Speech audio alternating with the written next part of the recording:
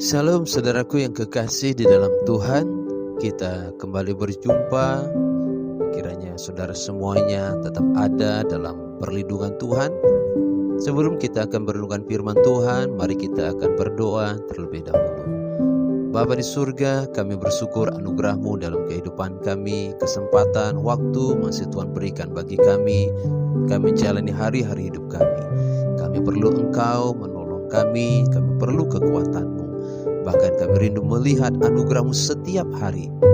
Berkati kami dengan firman Tuhan yang akan kami pelajari, bila itu akan menjadi tuntunan di dalam kehidupan kami. Di dalam nama Tuhan Yesus kami berdoa, haleluya, amin. Salam saudaraku yang kekasih dalam Tuhan.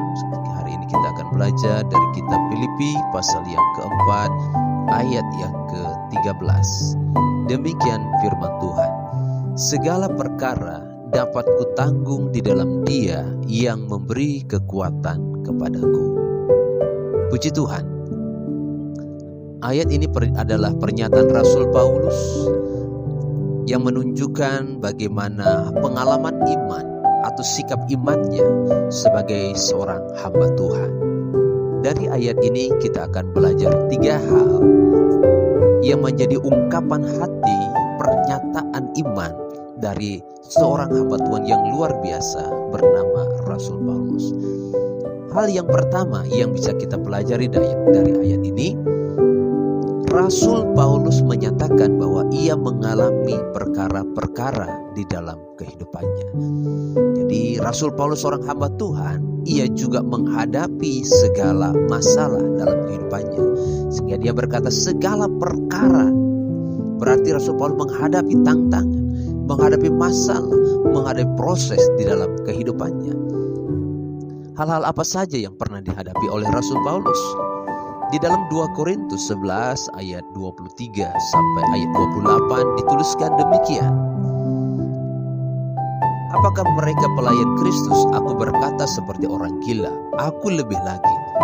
Aku lebih banyak berjerih lelah, lebih sering di dalam penjara, didera di luar batas, kerap kali dalam bahaya maut. 5 kali aku disesah orang Yahudi, setiap kali 40 kurang 1 pukulan. 3 kali aku didera, 1 kali aku dilempari dengan batu. 3 kali mengalami karam kapal. Sehari semalam aku terkatung-katung di tengah laut. Dalam perjalananku aku sering diancam bahaya banjir dan bahaya penyamun. Bahaya dari pihak orang-orang Yahudi dan dari pihak orang-orang bukan Yahudi. Bahaya di kota, bahaya di padang gurun, bahaya di tengah laut, dan bahaya dari pihak saudara-saudara palsu. Aku banyak berjerih lelah dan bekerja berat. Kerap kali aku tidak tidur. Aku lapar dan dahaga. Kerap kali aku berpuasa, kedinginan dan tanpa pakaian. Dan dengan tidak menyebut banyak hal lain lagi, urusanku sehari-hari yaitu untuk memelihara semua jemaat-jemaat. Itulah pernyataan Rasul Paulus bahwa dalam pelayanan sebagai seorang hamba Tuhan, dia menghadapi masalah-masalah. Nah, kita tahu bahwa Rasul Paulus itu adalah hamba Tuhan. Dia dipilih oleh Tuhan. Dia pernah berjumpa dengan Tuhan. Bahkan Rasul Paulus juga pernah diangkat ke sorga ke tingkat yang ketiga. Rasul Paulus juga pribadi hamba Tuhan, pembuat mujizat. Beberapa mujizat yang tercatat yang pernah dilakukan oleh Rasul Paulus.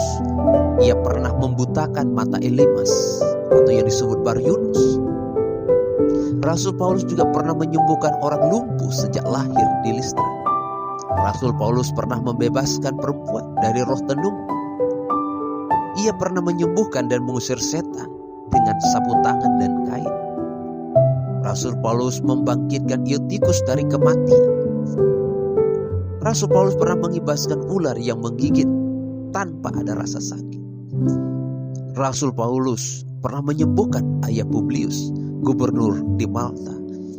Bahkan Rasul Paulus pernah melihat mujizat waktu dia di penjara bersama dengan Silas. Dia berdoa memuji Tuhan. Malaikat turun mengguncangkan penjara dan mereka keluar. Nah, di balik setiap mujizat perkara-perkara hebat yang dilakukan oleh Paulus, ia menyatakan bahwa ia tetap mengalami masalah-masalah. sekalipun ia seorang pemberita Injil, dan dia banyak menulis kitab-kitab, Rasul Paulus menyatakan bahwa ia menanggung dan mengalami masalah-masalah di dalam kehidupan. Lalu apakah Rasul Paulus kurang iman? Tentu tidak, karena Rasul Paulus sendiri menulis sebuah kitab tentang iman. Tetapi iman itu tidak membuat ia bebas dari masalah. Tetapi melalui iman dan oleh iman itu, Rasul Paulus mampu menghadapi fakta dan realita kehidupan. Oleh iman itu Rasul Paulus mampu berdiri dan menghadapi perkara-perkara yang terjadi di dalam kehidupannya. Jadi saudara tidak perlu kaget ketika seorang yang besar atau seorang hamba Tuhan menghadapi masalah. Saudara tidak perlu kaget dan kita tidak perlu menghakimi. Karena seorang Rasul Paulus, hamba Tuhan yang luar biasa, dia sendiri mengungkapkan dengan jujur bahwa ia menghadapi perkara-perkara, masalah-masalah di dalam kehidupannya. Nah, kalau seorang hamba Tuhan, pelaku mujizat menghadapi masalah, maka kita pun sebagai umat Tuhan, siapapun kita juga pasti akan menghadapi masalah-masalah. Jadi orang yang percaya Yesus bukan berarti tidak ada masalah. Orang yang menjadi pelayan Tuhan bukan berarti akan terhindar dari persoalan. Justru kadang-kadang ketika kita semakin dekat dengan Tuhan, kita banyak mengalami masalah. Justru ketika kita semakin bergantung, semakin melayani Tuhan, justru kita menghadapi masalah. Kita tidak perlu kaget, karena Rasul Paulus sendiri menyatakan bahwa dia juga menghadapi perkara-perkara di dalam kehidupannya. Hal yang kedua yang bisa kita pelajari dari Rasul Paulus melalui pernyataan dalam ayat 13 ini. Rasul Paulus menyatakan bahwa ia menanggung segala perkara itu di dalam Tuhan. Segala perkara dapat kutanggung di dalam Dia. Ini menunjukkan bahwa bagaimana Rasul Paulus benar-benar bergantung pada Tuhan. Bagaimana Rasul Paulus menjadikan Tuhan sumber kekuatannya dan pertolongannya. Pernyataan ini juga menunjukkan iman dan kesetiaan Rasul Paulus kepada Tuhan. Bahwa banyak perkara-perkara yang ia hadapi, tetapi ia tetap ada di dalam Tuhan. Ia tetap ada di dalam Dia. Pernyataan ini juga menunjukkan bahwa Rasul Paulus selalu ingat dan tetap percaya kepada Tuhan. Ia tidak pernah melupakan Tuhan, sekalipun seakan-akan Tuhan melupakan dan meninggalkan dia dalam menghadapi kesusahan hidup. Segala perkara dapat kutanggung dalam Dia. Ini menunjukkan bahwa Rasul Paulus tidak keluar dari imannya, tidak keluar dari panggilannya, ia tidak keluar dari kebenaran. Justru ia semakin kuat dan tetap tinggal di dalam Dia. Ini menunjukkan kesetiaan Rasul Paulus. Karena ada banyak orang ketika menghadapi masalah, ada banyak orang ketika dia tidak melihat mujizat, doa-doanya tidak dijawab, ia menjadi kecewa kepada Tuhan. Dan akhirnya dia meninggalkan Tuhan, meninggalkan panggilannya. Dia keluar dari imannya. Atau dia akan tetap menjadi orang Kristen, tetapi ia tidak lagi ada di dalam kesetiaan dan kesungguh-sungguhan kepada Tuhan. Dia hanya sekedar beragama Kristen. Dia biasa-biasa seperti orang yang lain. Tidak ada bedanya. Tapi melalui ayat ini kita belajar bahwa Rasul Paulus tetap setia, tetap bergantung, tetap berharap, tetap kuat di dalam Tuhan. Tentu saudara, kalau kita berpikir seharusnya orang yang di luar Tuhan yang lebih banyak atau lebih sulit masalahnya. Tetapi kok orang di dalam Tuhan seperti Rasul Paulus, hamba Tuhan, kok banyak menghadapi masalah. Itu semua kedaulatan Tuhan ya. Karena masalah di dalam Tuhan dan masalah di luar Tuhan, tentu tujuannya akan berbeda. Maksud Tuhan pun akan berbeda. Jadi orang yang di dalam Tuhan bisa ada masalah, orang yang di luar Tuhan juga bisa ada masalah. sekali lagi tujuannya berbeda, maksudnya berbeda, bahkan hasilnya pun akan bisa berbeda. Maka dari itu, ketika saudara menghadapi masalah, tetaplah ada di dalam Dia. Kemudian hal yang ketiga yang bisa kita pelajari dari pernyataan Rasul Paulus melalui ayat ini. Yang ketiga, Rasul Paulus menyatakan bahwa ia diberikan kekuatan oleh Tuhan untuk menanggung atau menghadapi segala perkara itu. Artinya apa, saudara? Bahwa tidak ada mujizat, tidak ada pertolongan, tidak ada jalan keluar, tetapi Tuhan hanya memberikan kekuatan saja. Nah, kita tahu konteks ayat ini bahwa Rasul Paulus ada di dalam penjara. Mungkin ketika kita menghadapi masalah dan kita sudah selesai menghadapi masalah, kita bisa memakai ayat ini sebagai kekuatan kita. Segala perkara dapat kutanggung dalam Dia yang memberikan kekuatan kepadaku. Kenapa? Karena kita sudah selesai menghadapi masalah. Tapi Rasul Paulus, dia masih ada di dalam penjara. Dan saudara tahu bahwa ketika Rasul Paulus dikeluarkan dari penjara, dia tidak bebas, tetapi dia keluar dari penjara, kemudian kepalanya dipenggal. Ini konteks daripada ayat ini, saudara. Jadi di akhir hidup Rasul Paulus tidak ada mujizat, padahal dia pelaku mujizat. Tidak menerima pertolongan, karena Rasul Paulus sering menolong orang. Tetapi Tuhan hanya memberikan kekuatan kepada Rasul Paulus.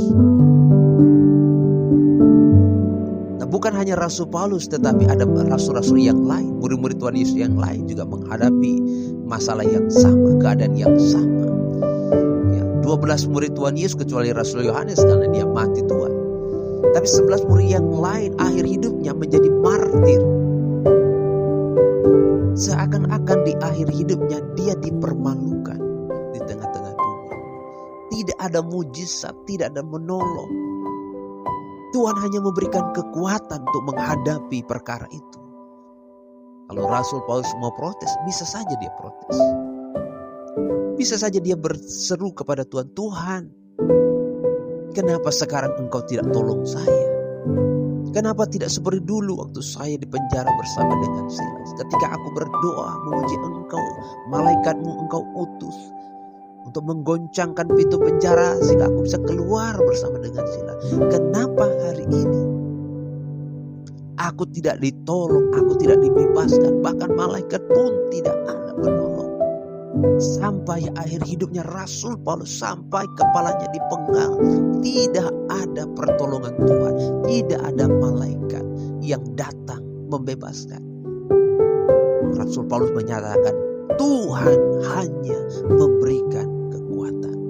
Jadi saudaraku yang kasih dalam Tuhan, ketika saudara tidak melihat mujizat, ketika saudara tidak menerima mujizat, atau ketika saudara doa-doa kita belum dijawab atau bahkan mungkin tidak dijawab, penyakit kita tidak disembuhkan, keadaan kita tidak dipulihkan, berarti sesuai dengan ayat ini, Tuhan hanya memberikan kekuatan. Tuhan sudah memberikan kekuatan untuk menghadapi masalah itu, untuk menghadapi kesulitan itu, untuk menghadapi pergumulan itu, untuk menghadapi tantangan itu. Tuhan luar biasa. Dia tetap ada dalam kehidupan kita. Oleh karena itu, jangan pernah kecewa. Jangan pernah putus asa, apalagi meninggalkan Tuhan. Tetaplah setia, karena di balik segala perkara ada sesuatu yang lebih indah yang Tuhan sediakan. Dan mahkota kehidupan, mahkota kemuliaan akan Tuhan sediakan bagi kehidupan kita, asal kita tetap setia sampai akhir hidup kita. Apapun masalah kita, besar kecil masalah yang kita hadapi, berat ringan masalah yang kita hadapi, tetaplah ada di dalam Tuhan. Yakinlah, kalau tidak ada mujizat, berarti Tuhan memberikan kita kekuatan untuk menghadapi itu. Teruslah berharap kepada Tuhan. Kiranya Tuhan menolong dan menguatkan kita semua. Mari kita berdoa. Terima kasih Bapa, kami bersyukur bahwa dalam segala perkara Tuhan ada bersama dengan kami. Berikan kami kekuatan iman untuk kami tidak kecewa dengan Tuhan, untuk kami tidak kecewa dengan keadaan kami, untuk kami tidak menyalahkan siapa-siapa. Tetapi biarlah iman kami seperti Rasul Paulus tetap ada dalam Tuhan, tetap setia kepada Tuhan. Ketika Tuhan hanya memberikan kami kekuatan, ajar kami tetap bersyukur.